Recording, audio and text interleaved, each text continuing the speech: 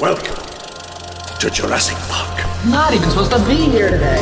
I'm just a fucked up girl who's looking for my own peace of mind. Welcome to the party, pal. I'll be back. I'll have what she's having. I'm gonna make him an offer again. Here's looking at you, kid. You're gonna need a bigger boat. All right, Mr. DeMille, I'm ready for my close-up. Hello, I'm your host Jim McClean. Welcome back to another episode of More Than Pixels on a Screen, a spoilerific movie review podcast brought to you by BanterFlix, cinematic discussion with a Northern Irish accent. We're back with a brand new series. We haven't gone away, you know. We're back. It's 2025. I'm just about getting used to saying that. But we have a whole new series lined up for you, and we're kicking things off as we talk about Robert Eggers' latest adaptation of Nosferatu, the third incarnation of Count Orlok, or not Count Olaf, as I was referring to him. That would be a very different film. Disney, maybe I'm giving you some ideas.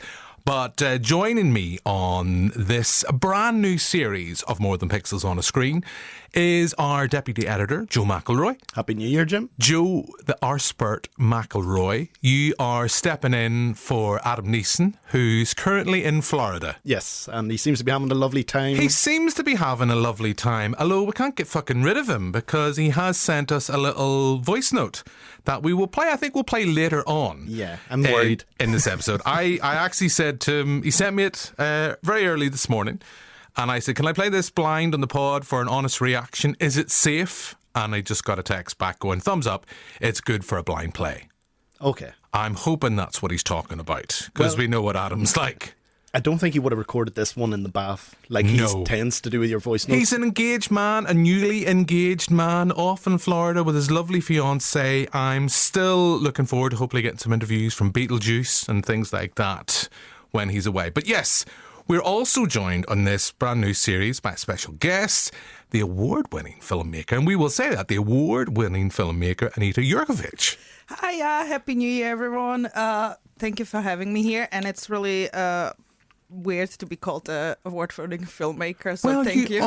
You are. You won an award at the Dark Edges International Film Festival, and since you're making your pod debut, Anita, tell us a little bit about yourself. Well, my name is Anita Jurkovic. I am originally from Bosnia, and I live in this lovely country, and precisely in Belfast for the last 6 years. I worked on a lot of big productions as an assistant trainee, assistant director, like How to Train Your Dragon, Kneecap, and the latest one was Night of the Seven Kingdoms. Oh. Yes.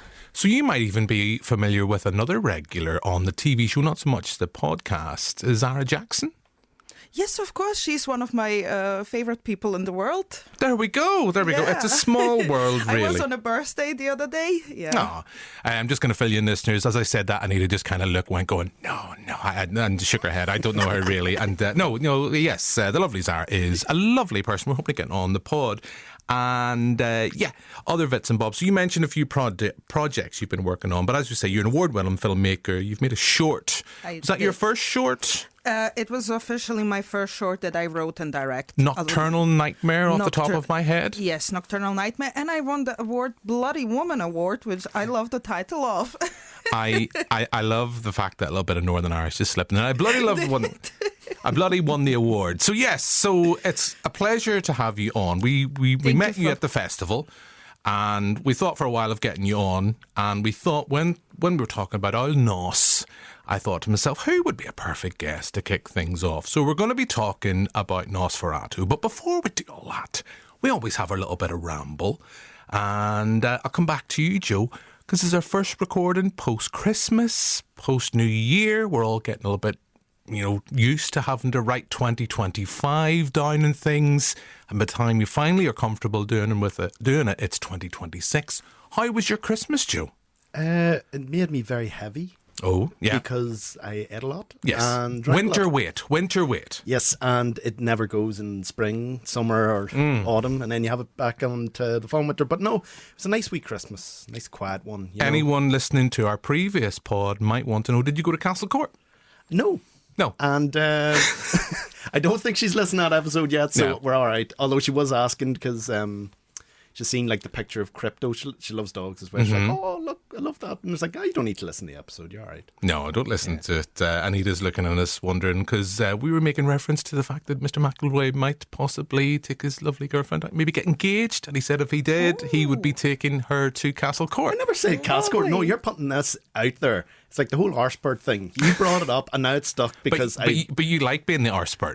I have no choice in the matter. Joe, you have on your wall at home, you have just a wall of just various Hollywood arses. No, it's like the two walls, like one cheek and the other. Do you know what it is? It's like Charlie Day in Always Sunny when he's working in the mailroom. That's what it is. Pepe Silva. Yeah. Pepe Silva. You want to know who Pepe Silva's arse is. Yeah, so if like a lot of strings going from like arses to faces to match them up. And it all comes back to Arnie's arse. Exactly. Yeah. Because that's where it originated when we were doing our Terminator pod. Yes, that's where it all comes back because you like a bit of peak Arnie Austrian 80s Bundesliga. ass. We love Arnold. Yes. Of course we do. We do. I can feel already that I think Anita's going to fit right in. Absolutely. Yeah, there's none of this kind of like, why are you talking about arses? It's like, yeah, Oh no, I'm with had this. to introduce her to the lore.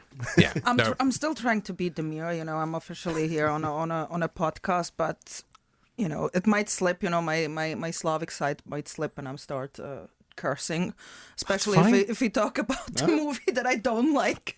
That's fine, Anita, not because Nosferatu. I loved it. Because as we get to know you, what you'll find is anyone that I get to know that is not from Northern Ireland, and I don't mean like down south, I usually will ask them to get some kind of, can you give me some foreign language swear words?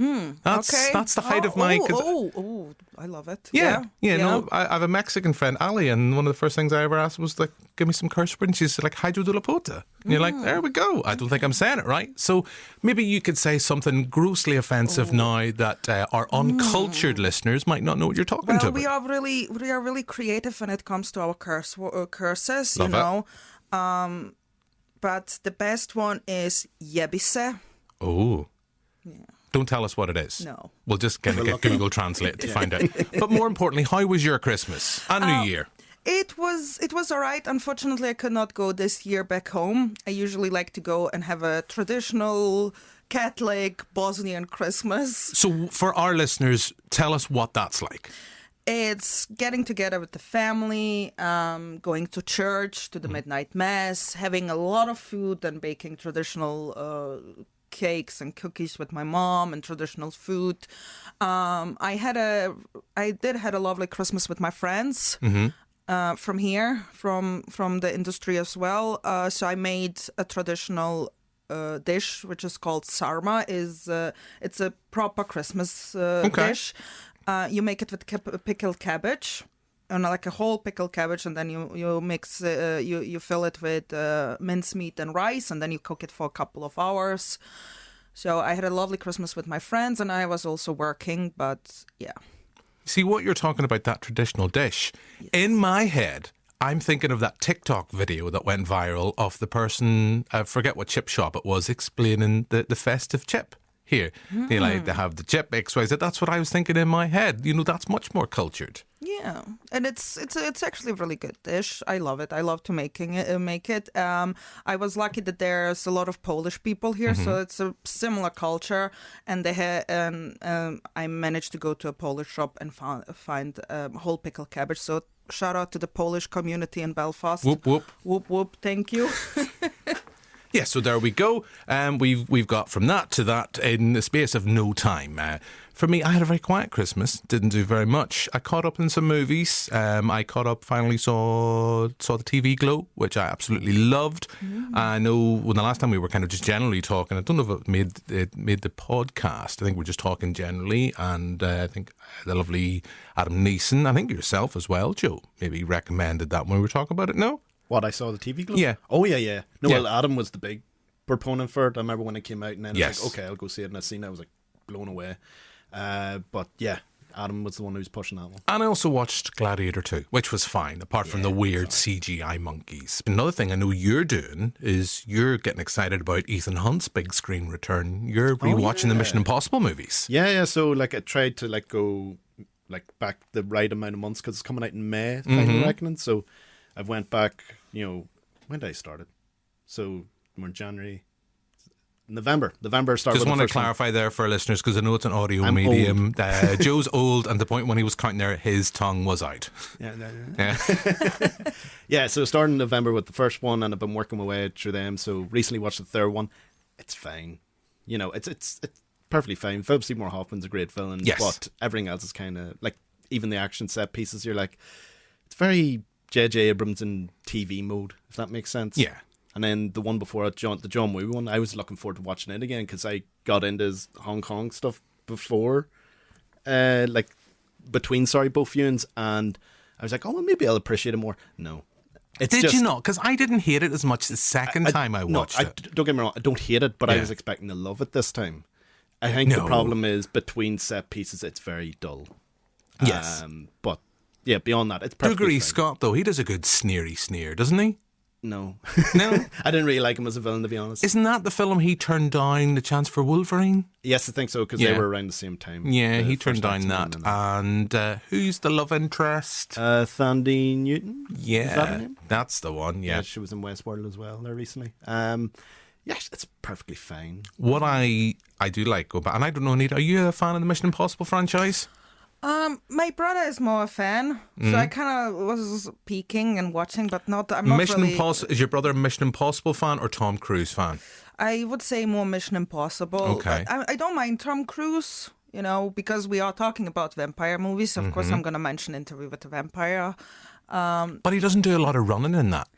And Interview with the Vampire. Yeah, he doesn't do a lot of running. He doesn't do a lot of classic Tom Cruise running. It would be a bit stupid in that I costume. know, I do admire him, though. You know, he's quite old, and he still does the stunts. So 60s, isn't he? Yeah. I am that's where 42 and I just look at Tom Cruise and get tired. Jim, Yeah. I'll give you a good story, right? See, during the summer, I was with my family in Donegal, and it was at the tail end of the Olympics, and I was half cut watching it on TV going, they're not moving that fast. Like, surely somebody could run faster than that. So my sister challenged me the next day. I was right, okay, we're going to the beach the next day, and you're going to do a 200-meter sprint, and we'll see how fast you can do it.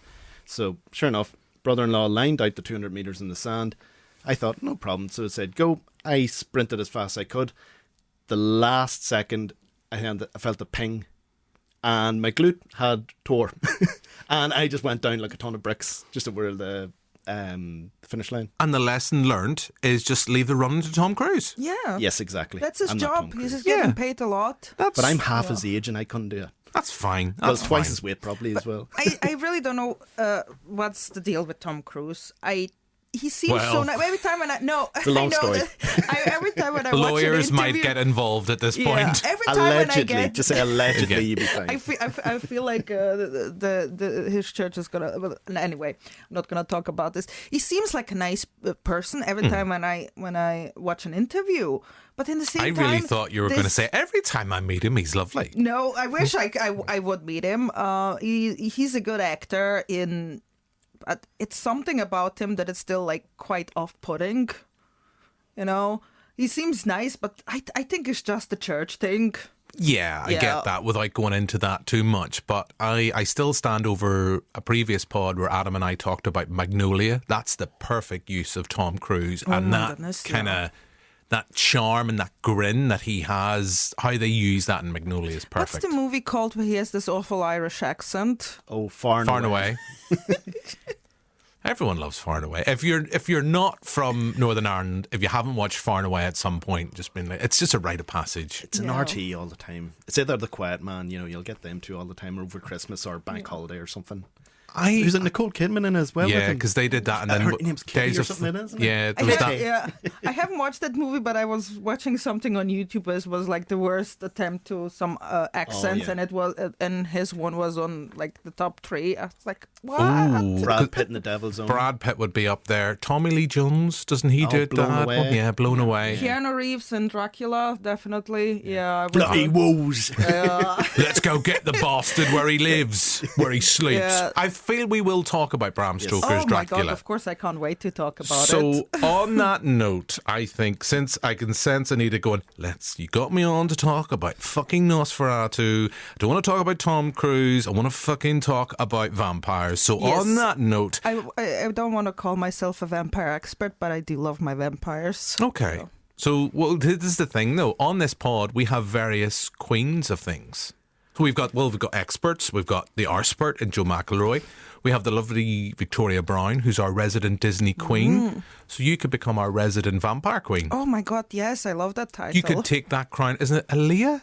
Who's the one? Oh, Queen of the Damned. Queen of the Damned. Queen of the Damned. That was Aaliyah, wasn't it? Yeah, there we go. That's a guilty pleasure of mine. I'm sorry. Yeah, it's not well received, but it's still. As long as you enjoyed it, Anita. I love it. As long as you had your fun, that's all that matters. Yeah. Right. So on that note, I think we'll play a short clip of Robert Eggers' Nosferatu, and then we'll get into discussing the movie. I've never shared my secret with any soul. You've had these spells since childhood. Tell me what you can from the beginning. It is like a dream. It was our wedding. When we turned around, everyone was dead. The stench of their bodies was horrible. Standing before me was death. But I'd never been so happy. So that's a clip of Nosferatu. I feel, Anita, we should come to you first. So this is the third incarnation of Count Olaf on the big screen, not Count Olaf. Very different movie in my head. Although I kind of quite like the thought of little Olaf with a little vampire cape sucking the blood of people round wherever. I can sense Victoria Brown already screaming and shouting wherever they are in that little kind of place. Iceland. Yes. I know, it's made Iceland, yes. Just all going round. A little snowman vampire. I'm kind of getting a mix of like the little vampire. What was that terrible movie out a couple of years ago, a good few years ago? Oh, with your fella was in the wee kid from Jerry Maguire. Yeah. Yeah, oh, there's that little vampire. Oh, God, Yeah, the little vampire. That's yeah. horrible memories coming back. Yes. So this is Robert Eggers. This is his fourth feature. So we've had The Northman, we've had The Witch, and we've had The Lighthouse. Now he returns with Nosferatu, a project he's wanted to make for a long, long time. I actually think, listening to Mark Kermode talk about this, I think he wanted to make this shortly after The Witch, but it was just a case of the budget and executive projects and how things align and fall. I think at one point Anya Taylor-Joy was attached to the project. I'm watching it, you can see that. But Anita, I'll come to you first. Are you a fan? You've said you've staked claim, no pun intended, to the fact you want to be our resident vampire queen. So, do you come to this movie as a fan of Nosferatu that in no way rips off Bram Stoker's Dracula? Well, the original one is from 1922, and as a film student, I watched it.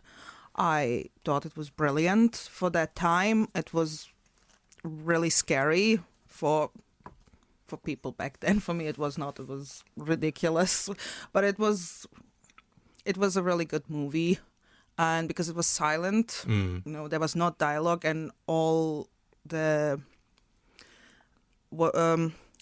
I forgot the word. I'm sorry. Sometimes I struggle with some words. The shadows, is it? And yeah, the emphasis was on the scares, on the shadow play, and yeah. I felt it was really, really good for that time. I didn't watch the second one. The Werner Herzog. Werner Herzog, yeah. I think it was with what's his name, Klaus Kinski. Yeah. Yeah. Oh, I love him as well. He's insane. Yeah, there's a whole documentary, by the way, if anyone wants to. Is interested. My Best Fiend, isn't it? Yeah, my best. Yeah. Was that a book? No, it's a documentary. No, he's what I would love to inspire to be as an actress. So no. I I'm hear joking, a lot of filmmakers who listen would be going, yeah, we're not going to hire anyone. Oh no, please do hire me, but I'm not like that. But I love insane actors, and Klaus Kinski was one of the best. I actually never watched that one. I need to put it on my list. It is well worth a watch. It's been a while since I've seen it. Because I think the original Nosferatu, because it's silent, it's like in the same way like the Charlie Chaplin, Buster Keaton, there's a timeless quality there in the sense that it can constantly be reinvented, because you will see, and I know a couple of times we've had various composers or tours with a new soundtrack. I've seen that done a couple of times. Yeah, with the Strand did it not last year, but the year before. They did it and the Cabinet of Dr. Caligari. Yeah, Oh, and sometimes I'm a bit iffy about reimagining with soundtracks because it's like you grow accustomed to a film. I know there was the example, I think, was it Drive, BBC? It was awful. BBC did a couple of years ago, Radio 1, I think, that they did their alternative score. And it just feels weird because it's like you know a film and suddenly it feels different and weird and you feel uncomfortable. There was Drive. There was a film the Belfast Film Festival did a few years. Did you say Donnie Darko?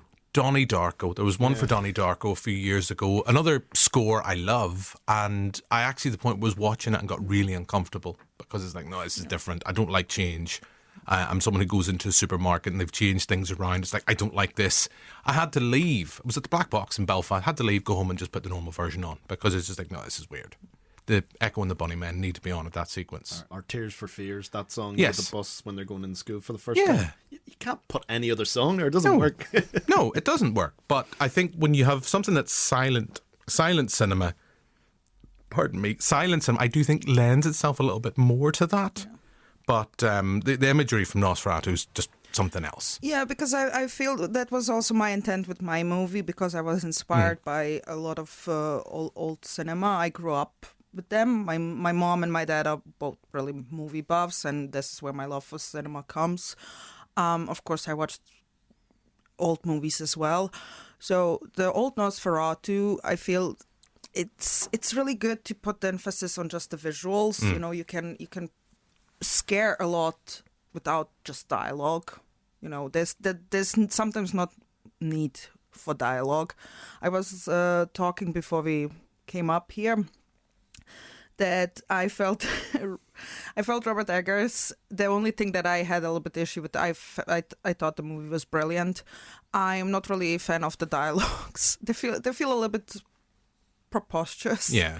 You know, I felt he was just like looking for the most obnoxious word in the dictionary, and half of them I didn't understand. But he shines with just the visual scares.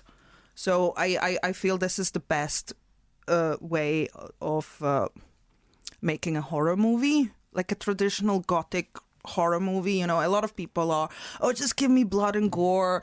You know, you don't need that. You don't need much blood and gore in a horror movie. You know, sometimes it's the visuals, it's the atmosphere. Anita, you know, I'm just going to jump in, right, and I'm going to ask you a key question. This is a key to our friendship. Now, there's other people we've already got a sense that we know you're going to be. Where do you stand on like the Terrifier movies then? The Terrifier movies. Oh no. Jim doesn't like them. I don't like them. I don't really have an opinion on them. Because they're so shit. There we go. We can be perfectly friends. We can be great friends. I as a movie student and a movie lover, I don't like to say that the movie is shit. But it's not my personal. I said it on the episode we did the Terrifier special. I said that I respect everything about how that filmmaker made a film, built a franchise, marketed and made a shitload of money from it. But it's coming back to just what you said, in the sense that blood and gore doesn't scare me. Shadows, imagery, kind of how you can suggest things, how you can kind of, hint at things and kind of use atmosphere. The unseen is sometimes the best way of making a good horror movie. Again, didn't have a budget. I made my movie without a budget, so I kind of wanted to like allure on this, like making it more scary. And plus, my inspiration was Dario Argento and Suspiria.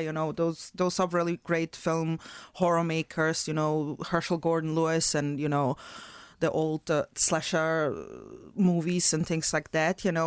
I don't mind blood and gore, but it needs to be done good. Like if you just have someone tearing someone's arms and everything, it's not, That's just a normal night in Belfast.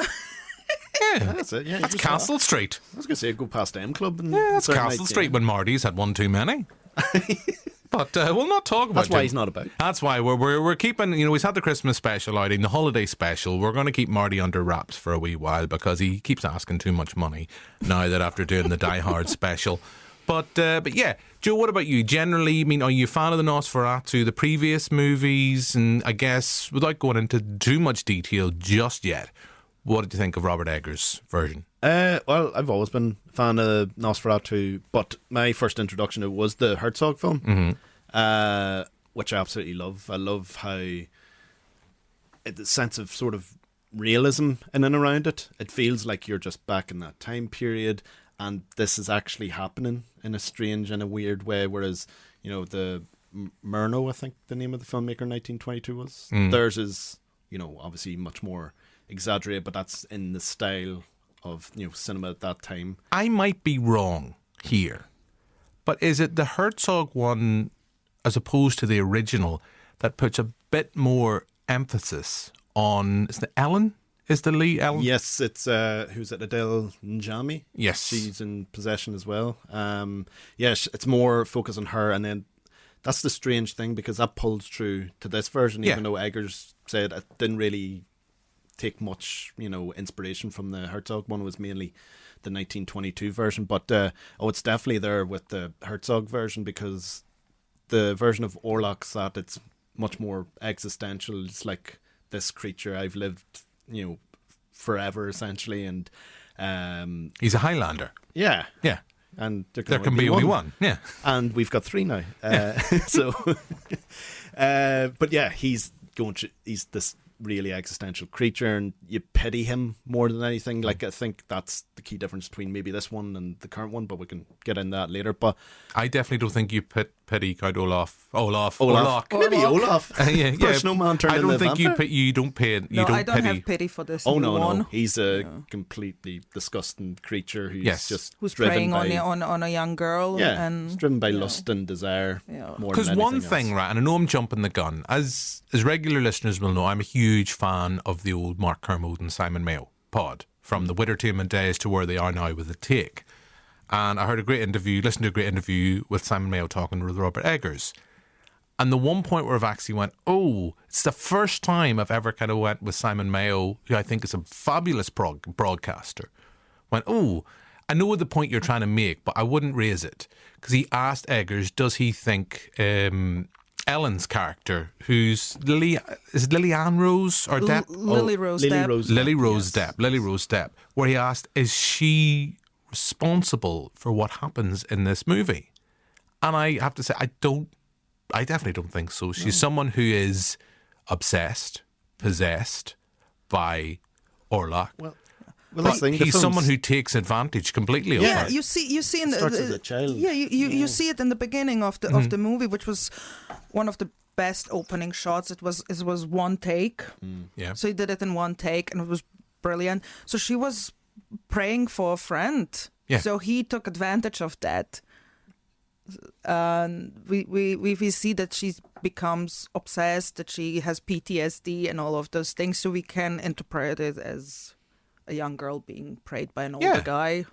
Yeah, and like it sort of comes back again. Like, she seems to have a normal life once she gets in a relationship with. And then had suddenly PTSD and all those. Because Thomas being sent on this mission this journey to get the Orlok signature. It's a thing. Like, it sort of brings everything back, because she'd forgotten about it, but then she's like, oh no. This is sort of coming back, because what do they call it? It's like melancholy. They said she had. Yeah. But, that was back then. Yeah, but that's what sometimes happens to trauma people. When you have trauma, you can forget about it, and suddenly it can hit you. So I felt the use of trauma was really, really well made. And the love story, again, for people on the internet, please do not thirst over Count Orlok, because it's so creepy. It's a love story between Alan and Thomas, was its name, Nicholas Holt's character. That's the love story, because he accepted her for everything she was saying. There was at one point that she was like, I'm not clean, I'm not, and he was like, I don't care, I love you. So it's a love story between the two of them. Orlok is her dark shadow, her dark past. Anita, the internet seems to be thirsty for I know, it's so weird. certain appendages of Oh Count my god, Orlok. I have nightmares. I saw that in the IMAX. I treated myself to go see Nosferatu in the IMAX, and it was like, Oh whoa, my God, whoa, lucky whoa, you. wow. So that meme that I sent you of Willem Dafoe That from was the literally me. Picasso film, just staring at That was literally me. I just before we move on, I guess, from Imagine other things. watching it in 3D and it just hits you in the head. No, 4DX. Oh, It's come to the darkness, Jim. Oh my god, a vampire dick is hitting me. whoa, wow. But I could do the voice, but I'm not. it's a very different. I've kind of scribbled down a review for Nosferatu, and I kind of said, like, as much as it's holding a candle, and it's clearly, you can see that it's inspired, and you can see the inspiration from the first two renditions of the film, and how he's taken certain elements from both. But there's no denying, I guess, that the vampiric shadow of Bram Stoker's, Francis Ford Coppola's Bram Stoker's Dracula, hangs over this in the gothic sentimentality, the dialogue. But it's a very different relationship that exists in this film with Lily Rose Depp's character and Bill Skarsgård's, as opposed to what we saw with Winona Ryder and Gary Oldman in Dracula. Because just because we're talking about this, what way do you view that? Seems like a more genuine. I haven't watched it since we screened it 2 years ago. Yeah, I'm now biting my own words because I love the Bram Stoker Francis Ford Coppola movie as well, and I did, and I do love Gary Oldman. So I do understand the thirsting for vampires. Yes, because vampires are in a lot, represented in modern Hollywood. They're all quite sexy. You can't deny that. Eddie Murphy and Vampire in Brooklyn. Whoa, wow. Well, Gary Oldman, for me, I'm sorry, especially when he goes to England and then he sees her in the grey suit and everything. I was like, okay, yes. So the top hat that does it for you, is it? It's the top hat, and it's Gary Oldman. I don't want to. Hopefully he's never going to listen to the podcast. I don't know how many times he was married, but I always say I'm going to be his wife number 7. Gary, you heard it here first. He's only in wife 4. Yeah. Is he not? I don't know. I'm only married making like that up. 6 times. Yeah. He is. I'm only making that up. Gary, Anita is coming for you. That's all we're going to say. If he still has his armor that he had, I love the costumes in that movie as well. That was it's one of my favorite pieces, the red armor in Dracula. But it is a really good adaptation. But how do you kind of just, because as I say, that film without a doubt, and I know Dracula, because there's a whole copyright issue, but with Nosferatu and Dracula and Bram Stoker's estate. But I think I guess it's from my own opinion, when you watch this, as much as you see the inspiration from the first 2 Nosferatu films, there is definitely a nod and a style, a filmmaker who's grew up with Hammer, and you get to see that. But for me, it's the Bram Stoker's Dracula, the Coppola film, is definitely an inspiration here. But I'm just kind of, I guess, in that sense of those central 2 relationships that we have with Ellen and Orlok, where we've both kind of agreed, or we've all kind of agreed here, that that's someone who's manipulating a younger woman. At her time, naive, as you said, Anita, she's looking for a companion, for a friend. She's not looking for things that are sexual. And that is very much then an abuse of power by him in that relationship. And I guess we bring in the sentimentality, the kind of the 2024, 2025 mentality of how we view the world and certain things that have happened and transpired. But do we look at that in the same way as the Dracula relationship with Winona Ryder's character? Well, it is the same relationship because he's obsessed with her as well. He's lusting over her. He wants her blood. All vampires in mythology is based on, because they crave the blood, and blood symbolizes passion, life, vitality. So for them, it's the lusting for another human being. This is, I think, where people get the thirst for vampires, because I want someone who craves me as much as a vampire. It's like, when you really look in the mythology of vampires, it is the lustfulness, it's just the craving of the young maiden, from an older, undead creature that, I guess, wants coming to back, prey upon her. I guess, though, and I will come back to you, Joe, in that sense, And it's again, I haven't watched Dracula, Bram Stoker's Dracula, since we screened it at the Barge 2 years ago now. But do we look in that sense that from his point of view, there is genuine love, because that's the reincarnated, or he hopes it's the reincarnation of his love from all those years before. Yeah. Do we look at that as a different dynamic as to what I guess that's what I'm saying, different dynamic as to what we get from, you're kind of saying about how people are looking at this love story in Nosferatu, which is a load of shit. You have an older man abusing a younger woman, but I guess it's still an older man with a younger woman, but it's a different dynamic in Coppola's film. Well, I think it has a lot to do with the script, how Coppola wrote and how the actors acted. So it seems like more like, he actually has genuine love for her. Yeah. So I think it just comes to that, of Gary Oldman's acting and Winona Ryder. So No love for Keanu. It's the British accent for me. That's why sometimes it's like struggle to watch it. Was British? It was something. I just remember teenage Jim was rather obsessed with Monica Bellucci in that film, and she doesn't have, and I don't think she's any dialogue in Coppola's film. No. But I was like, she left a mark. She was just eye candy. She left a mark, as my good friend Barry, who now lives in Linlithgow, often find ourselves talking about certain sequences with Sadie Frost from Bram Stoker's Dracula. But we'll not talk about that because I'm a modern, sensitive man. Joe, what do you kind of, in that sense of the comparisons between Bram Stoker's Dracula and this? It's undeniably there. Oh yeah, no, but I think with both stories, like I agree with Anita, that they're both like the love aspect of it are sort of grounded in manipulation in a way, whereas Coppola treats it with romanticism and this sense of longing over centuries and centuries, because what's the line he uses? I've travelled something centuries to find your... I know I'm paraphrasing, but it's something along those lines. It's not the same with it's a not Northern like, Irish come accent. to me in fucking... Oh, that was a good impression. Yeah. I can do better. Are you like Bill Skarsgård? Could you lower your tone an octave? I can do the breathing because I had a chest infection in years here, so it's great. The old wheezy Joe. What do you want me to say? Whatever you want. It was a good film. Did you enjoy looking at me naked in IMAX, Jim? Yes. Yes, Lovely. very much. Yeah, so that's a spoiler for anyone who hasn't seen it. Yes. That's the only nightmare that I have. I from that movie is the prosthetic vampire penis. You say it was prosthetic? Yeah, that was all Bill. Good for his wife then. Well, yes. And let's have a moment of appreciation for Bill's wife. But Bill Skarsgård, I think, again, the influence of Oldman is there.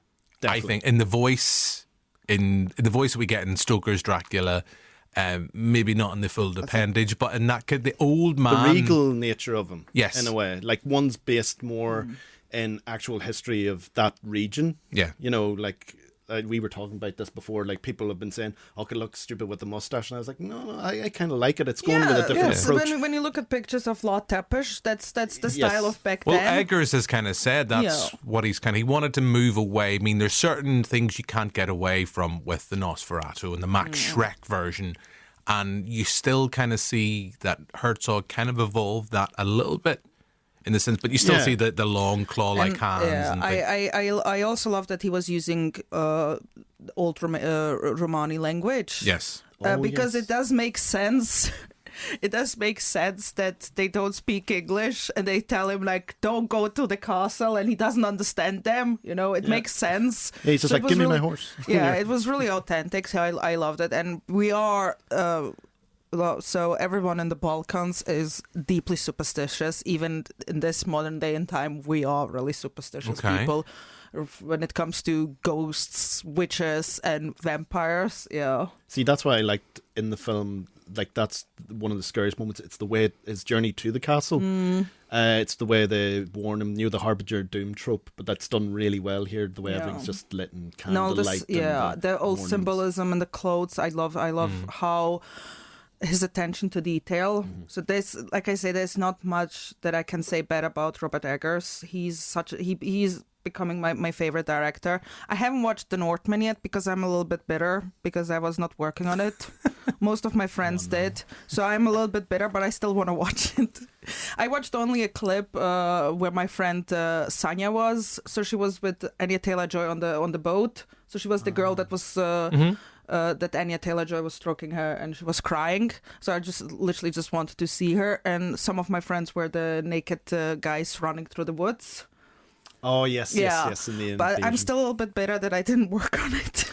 I would say... I would too. So I didn't watch it. If I couldn't be the little girl that is having her hair stroked by Anya Taylor-Joy, I would be better. I'm not bitter about that. I would be. That she was featured. That's the role Joe McElroy was born to play. No, Just throw a wig at me. I am really proud of that, but I was like, at least like for a day or two that I was like, that I could have done anything. Why no one called me? So I was kind of like, but I'm not going to watch it. But again, I love The Witch and The Lighthouse was brilliant. So he has such a like visual, he's such a great visual storyteller, and I was so excited to watch Nosferatu.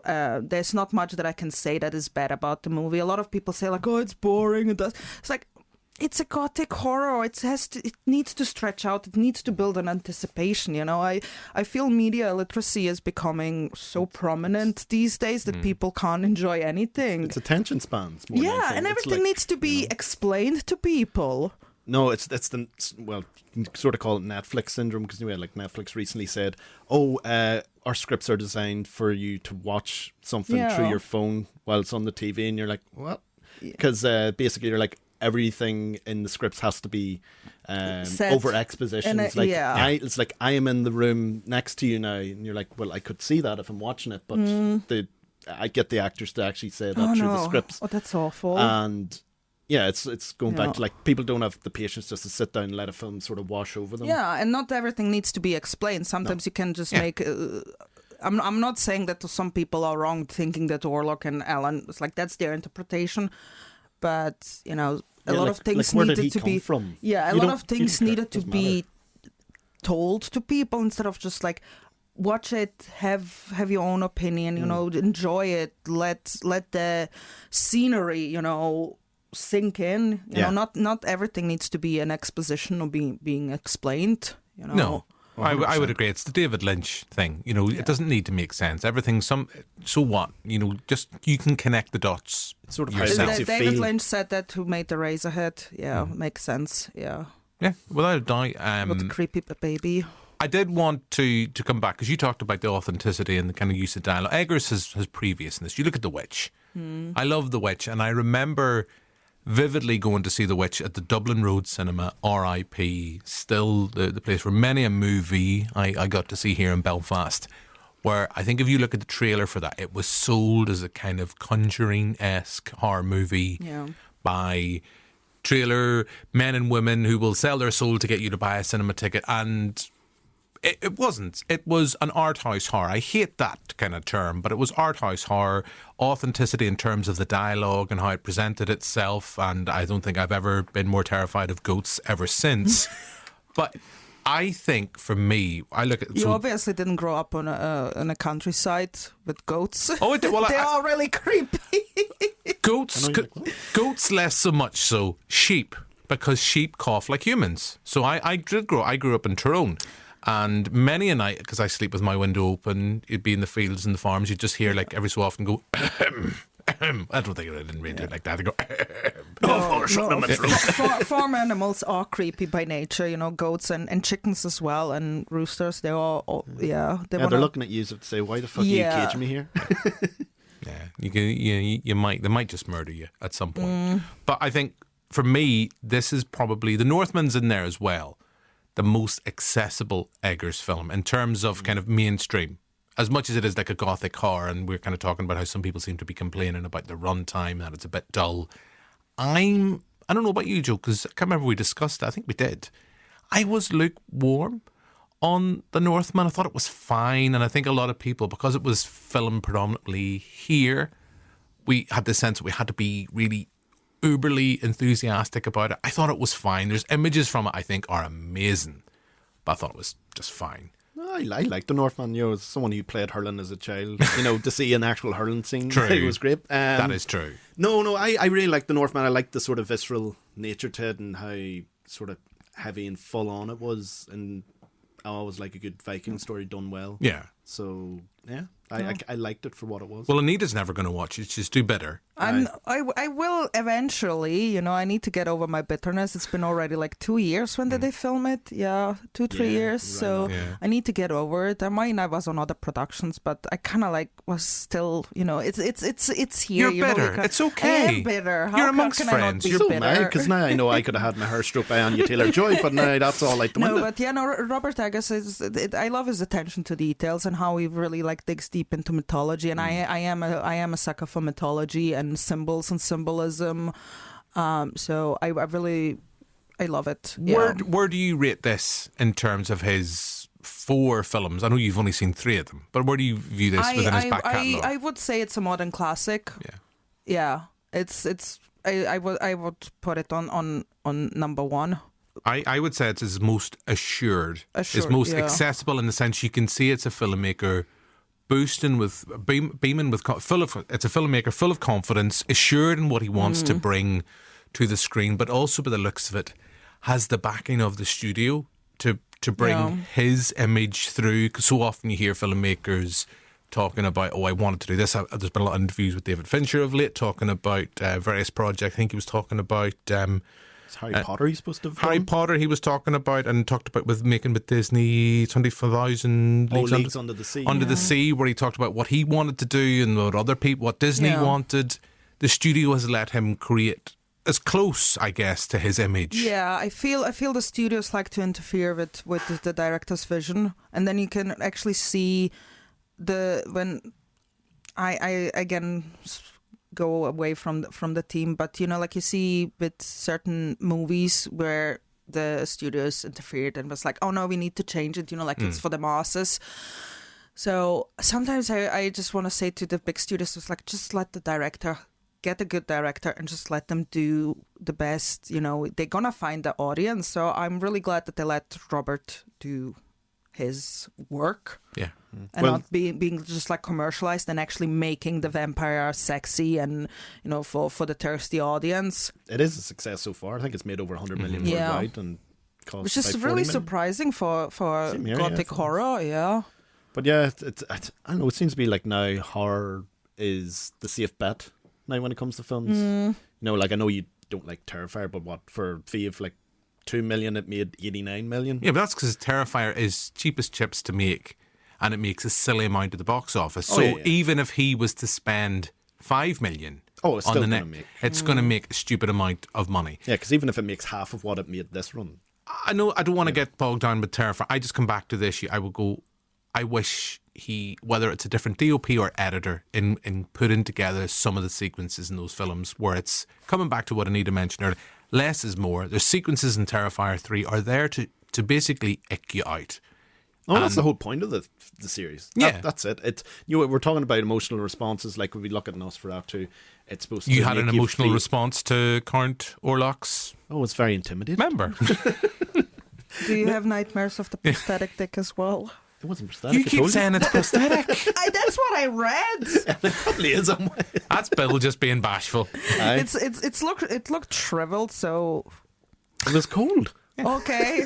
Look, it's been cold weather. Okay, I forgot he's a vampire. He doesn't have blood. Yes. Yeah, circulation. Go.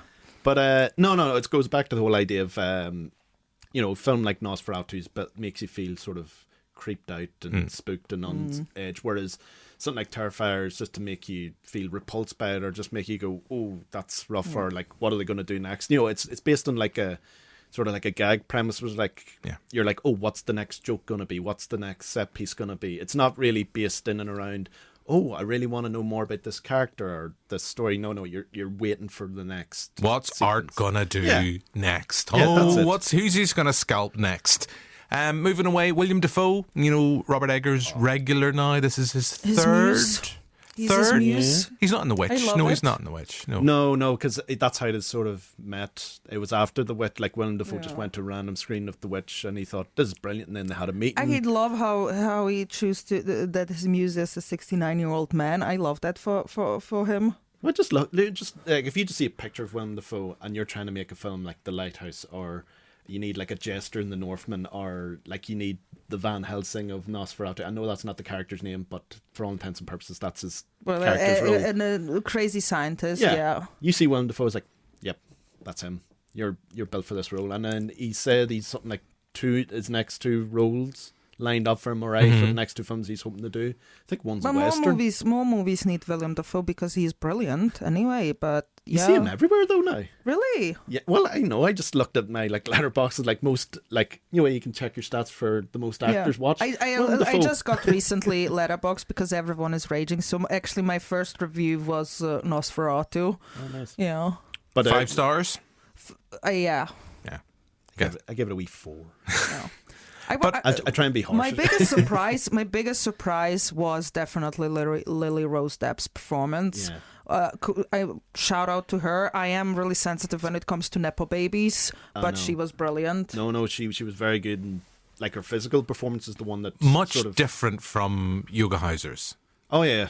That's what got her through the door, Jim. Being friends with Kevin Smith's daughter. But no. She must have worked so hard. I meant to ask you, what do you think of Aaron Taylor Johnson? I think he was teetering close to Keanu Reeves' territory at times. If you're like, no. Now, if you watch the scene that he's in and you watch the way everyone else is acting, he's on a bit of a different dial. I don't think he's necessarily bad, but he just seems a bit off. He seemed, but because he was more of the skeptic.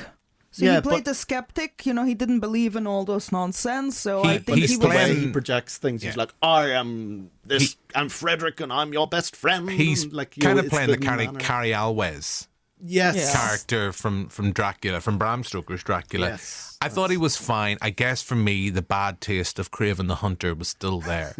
And it was enough for me to go, yes, there's an actor there. Yes, if he was to get the Bond role, I wouldn't mind him as 007, but after watching him in Craven the Hunter, you're like, no. That film popped me. That was actually, going back to what you did over Christmas and watch Craven the Hunter, fell asleep twice. I feel they do those movies literally just for the money.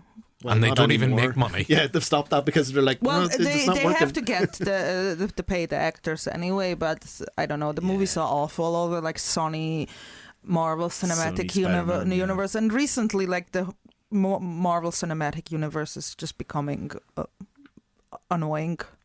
Yeah. Well, hey, we've got 3 films in the Marvel MCU this year to look forward to. But do any of them have Willem Dafoe in them? Yeah, Willem Dafoe needs to be back as the Green Goblin, definitely. Yes, yeah.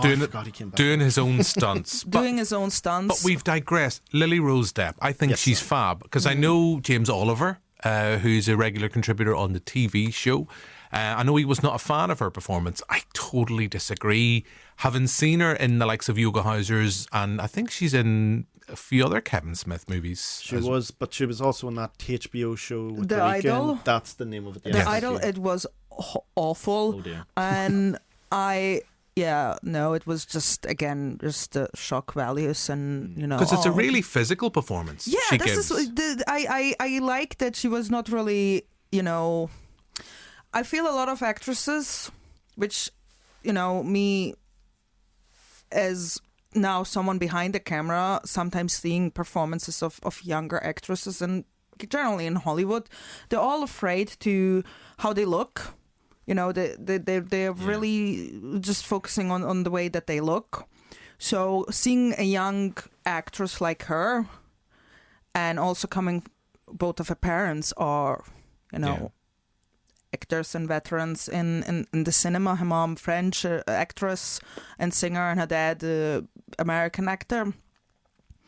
But I feel that her physical performance was brilliant, and I loved that when she ripped the shirt and the scream. I was like, oh my God, I was really surprised by her performance. The kind of dream kind of possession sequence is fab. The whole face expressions that she was, okay, I really need to get out of this. But that's again her trust in the director. Yeah, and know? I guess the director, as you kind of just turn it slightly on its head, the director giving her the confidence to go To do your it, thing. Yeah. Do your thing, and it doesn't feel out of place. I definitely did not find her character annoying. I think it's that sense. If we look at it as someone who has been manipulated, abused by an older man in power, and that sense of empowerment she gets by the end when it's Defoe's character, I think. I know we're venturing into spoilers. We're not venturing, we're in spoiler territory. When it says literally, you're the person that can bring this to an end. We can have men going off into the dark with their stakes, doing whatever they want, but it is you ultimately that can bring this to an end. Yeah. Yeah. No, well, that's, I mean, going back to her performance, like, you see people that are making fun of it by taking, like, small clips out of context. It's that stupid TikTok brain that people have. Yeah. And you're like, no, you don't understand that that's the overall performance, which is very physical, very committed performance. Like, It's not easy when it's such a demanding role. Yeah, that's the thing. Like, she really throws herself into it. So that's, yeah, I'm in agreement with both of you in that respect, that she really gives her all. So the idea that it's a bad performance, I think that's just total nonsense. To me, anyway. Yeah, can we also throw a bit of a love to the score as well? Very good Thought the score was fab. Brilliant, yeah. That sort of music box for the intro, and then you get into that first opening sort of prologue scene, and it's beautiful. And then there was a young girl sitting beside me in the IMAX screen who I wouldn't be surprised if she didn't shit herself. The opening kind of jump scare when it literally just throws you straight in. And we see our first very brief appearance by Count Orlok. She pretty much shit herself. Oh, God bless her. I love those moments just for the noises that you get. Yeah. Like, I'd seen it in the QFT on Saturday, I think it was. But yeah, it was just that silence. And then the jump scare, all you hear was, meh! Just a, meh! That's just you. Yeah, it was me. And then I fell down you. the stairs. Like, No. Anyone making noises at your screening, Anita? No, everyone was. I just saw people, like jumping up. I was like, not okay. even when Orlok was naked, going, "Oh, Jesus." No, Mama? that was really surprising. I watched it in the Queen's as well, the Queen's Film Theatre. It was my first time there. It's actually a really nice cinema. I didn't even know. Oh, have you never been to the QFT before? No, I was there for a friend had a little. Talking about writing, so I went there, like a little workshop about writing. That's all that I was, but I never watched the movie there. Yeah, so that was my first time in the Queen's Film Theatre. The home of independent cinema in Belfast. Like you say, the one on the Dublin Road was the one that I usually would go, but it doesn't exist anymore. So every other cinema is just like overpriced and pretentious. And I'm going to make a point. The reason why I went out and went for the IMAX screen was because purposely for the penis. Purposely for the penis, yes. Why not? But more importantly, a film like that, I didn't want cinema wankers. And I'm always wary of, particularly, I go to the Omniplex. I call them the film bros. Yeah, because particularly a film, particularly horror, and I think even particularly a film like this, where people might expect it to be one kind of horror film, and when it's not what they want, they're like, oh, well, fuck, we'll just sit here and talk and wreck it for everybody. At least with an IMAX. Yeah. Although I've been in an IMAX screen and there has been cinema wankers there, but when you're paying, £15 for your ticket, you hope that's going to, weed out the chaff. And fair play, there was, as I say, a young couple beside me. I kind of looked at them and went, oh, no. They watched it the whole way through. As I say, the young girl, she watched it pretty much a lot of it underneath her coat. Because anytime there was anything creepy, she's like, nope, I'm going underneath. That's great, though. Yeah. I love that kind of stuff when you watch a film and you see the audience like naturally react. Because I come back to, I remember watching The Witch at Dublin Road, and it was a horrible viewing experience. I actually had to go back and go see it at the QFT. You won't tend to get that in the QFT. Yeah, because there's like a lot of fancy people going there, the people who love cinema. In their fine clothing. In the fine clothing, yeah. I was showed up like this. I was like, I'm out of place here. No, I don't care. I just roll over there because it's like a 15-minute And plus they serve alcohol. I was like, okay, give me 5 pints, please. Yes, although, please. When they do some retrospective screenings, they do cocktails based on film sometimes. So keep an eye out for them as well. Yes, definitely. So QFT, pay me, please. Yeah, remember though, drink responsibly. Of course, Don't be a person that drink drinks responsibly. And QFT, please give us some promotion. Yes. but like, I'm just thinking back to the Warriors screening about drinking responsibly in film. We screened the Warriors, it was pre-COVID anyway. I think it was 2018 maybe? Yeah, 2018? 4 or 5 years. Well, probably longer now. Yeah. And there was a bunch of 2 or 3 drunken That's a fellas. movie that I need to rewatch. Yeah, 3 drunken fellas sat in front of us, and they were just like harping on the whole film, and they were clearly drunk, and they were drinking more, like they were pouring, like, I think it was Jack Daniels into their Lemonade. cup. Yes, lemonade, quote marks. And I was just asking, can you keep it down, please? And you fella just turned around, you tell me again, I'll put you in your head. And then I was sitting there thinking, what? How would you manage to, like, actually, you going to, like, physically get up and, like, turn me on my head? No. But it was funny, at the end of the film, like, he got up and he went to reach for the seat at the end of the row, went flying on his arse, and He went on his head?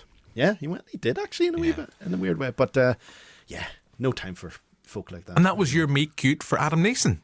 So it was. Yeah, that was when you first met Adam Neeson. Yeah. So I think on that note, we will move away from Nosferatu. I think we've kind of talked quite a bit about various Eggers, where we rate it within his back catalogue. I don't think I actually asked that question to you. Where does it sit for you? Oh, it's, well, for me, The Lighthouse is my favourite, but that's because those kind of films I love, the sort of... I was a bit worried there because when you went with your hands, I was going to think the mermaids and the boobs and the Willem Dafoe. Yes, I was like, that's kind of the look just to fill listeners in. That's what you went with, and I was I'm very too expressive with my hands. Yes, just keep them down here. Yeah, no, it's my favorite because I love those kinds of films where you just put 2 characters in a situation and you let the madness and the paranoia ensue. Yeah, and just the way it's shot, and just for that sequence, you don't like my lobster. You're brilliant. And just for that sequence with Robert Pattinson and William Dafoe just dancing like lunatics. Yeah, exactly. We could all relate to that during lockdown. Exactly. Yeah. That's exactly because it came out just before lockdown, didn't it? Yeah. Little did we know. Feels a long, long time ago now. I would put it up there for me. This, since The Lighthouse I love, but The Witch I adore. I would say this is kind of up there with the 3. The Northman is still, for me, his weakest film. Well, he hasn't made a bad film. No, he has not.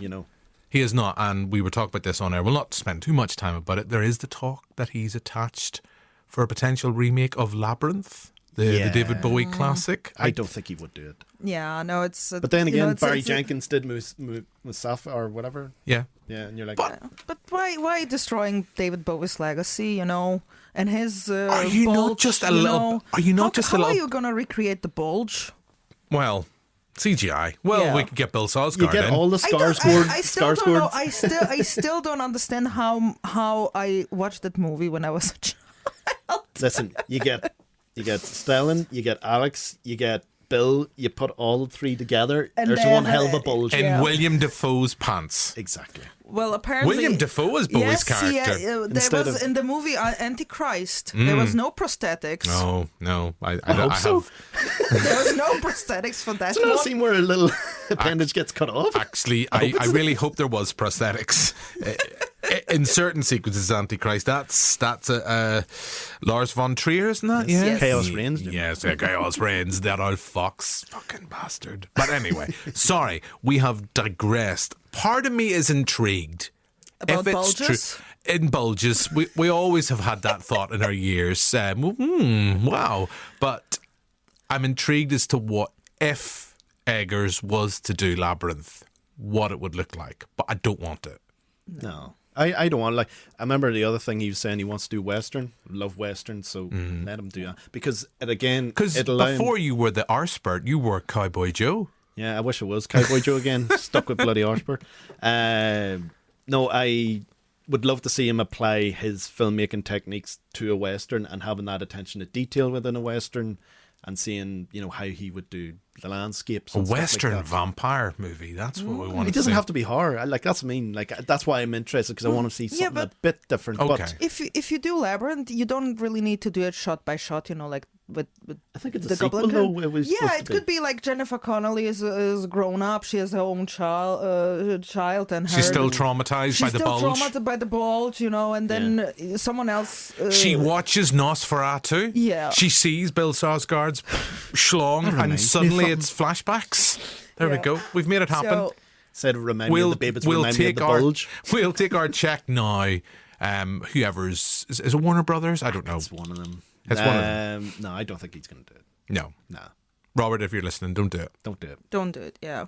But yes, anything you want to talk about for Nosferatu before we move on? Oh, your guy who was the Renfield-like character, brilliant. Just need to give him a shout. Yeah, he needs a shout out, I think, because his like madness is just brilliant. He is yeah. fun. Oh, yeah. When he has like the pigeon in his hand. Oh, and yeah. That Simon was, McBurney. Yes, Simon McBurney. Thank you. That was a the disgusting bit scene. with the pigeon. You're like, it's almost like every second you're like, no, don't do it, don't do it, and then he's going to do does it. Yeah. And also, very quick, because I might get his name wrong, but it's Ralph Ineson, who, of course, in The Witch. He was in The Witch, and I think he was in a Northman as well. When I looked at this, I have that ADHD thing, so every time when I see someone else, like I need to Google the names. Watch all their films. And watch all the films. I was You're like, where I'll watch was all he? your movies, apart from The Northman, you bastard. But that's the funny thing. He could have done Orlok, and he wouldn't have had to wreck his voice like Bill Skarsgård has in his preparation for this, because he went to like an opera teacher, and they said, Bill, if you use this vocal range, your voice is wrecked forever. And he's like, I'll do it anyway. It's fine. Because what am I going to be in? Welcome to Derry? It'll be so fine. his Pennywise voice is going to be really weird for that. I'm intrigued when I was listening to him, or any interviews I've read about him talking about how his mind, when he was playing the role, his mind went to very dark places. And I guess we think, I'm not comparing the two and I'm not making light of it, but we think of like Heath Ledger with the Joker, about how he talked about before, unfortunately, with things that happened with Heath Ledger before his untimely death. He talked about going to dark places with the character. So it's interesting because when you read some of the interviews, he didn't seem to have a great time making this film, but not in the sense that he didn't enjoy working with Eggers, the project, but just in the mental state that playing this character had for him. Sure, originally... Or had on him, I should say. Like when he was going to do it originally, he was supposed to play the Aaron Taylor Johnson role, and I think it was Mads Mikkelsen was supposed to be Orlok. But then... I could see that. Yeah, but then time went by, and then Eggers, he was cast, and it was like, you don't remember me? He's like, oh no, I want you to be Orlok, and he was like, oh, okay, I'll do that. Yeah, there we go. Well, sometimes some roles can affect actors, and definitely. you really need to go to therapy. That's the only thing that you can do, or like really, really separate yourself from the character. I know it's sometimes really hard, but yeah. Poor actors. Sometimes they, especially when it's like such a demanding role.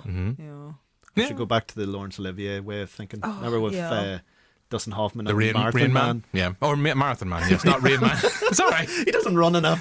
But yeah, the way he's like Dustin Hoffman, what was it? He ran to set to make him look like he'd been sweating. He's like, why do you do that? Was it not he stayed up all night? Yes. He stayed up all night so that he was in preparation for the role, and Laurence was like, it's acting. It's like, he's just more or less saying method's a load of shit. Just stick to what the scene demands. Just act, man. Yeah, just act. Yeah, it's You're right. Good enough actor. Okay. I love how we went all serious there, and then at the same time, you're like, yeah, we just kind of like dismiss all. Dismiss it. So sorry, we didn't mean to. We love you, actors. All actors we love. Oh, yeah. Yes. Okay, guys, so I think we've talked quite a bit about Nosferatu, and I think what we're going to do, we're going to take a little break. So we'll be back in the next episode talking about some of our favourite vampire movies within the genre, so you have that to look forward to. If you've enjoyed this recording, make sure to subscribe so you never miss an episode. You can find our entire back catalogue wherever you get your podcasting fix. Just search for More Than Pixels on a screen. Wherever you do listen to your podcasts, may it be Spotify, Apple, wherever, all those various kind of online mediums, leave us a nice review because that helps the algorithm, and it's free. It's a free thing you can do to help support the podcast. You can also check out on our YouTube page all the old episodes of our movie review show on NVTV, and that's going to be back in February. You'll be pleased to know. So yeah, that's enough of me selling BanterFlix's wares. We'll be back soon with another episode, but for now, until then, goodbye.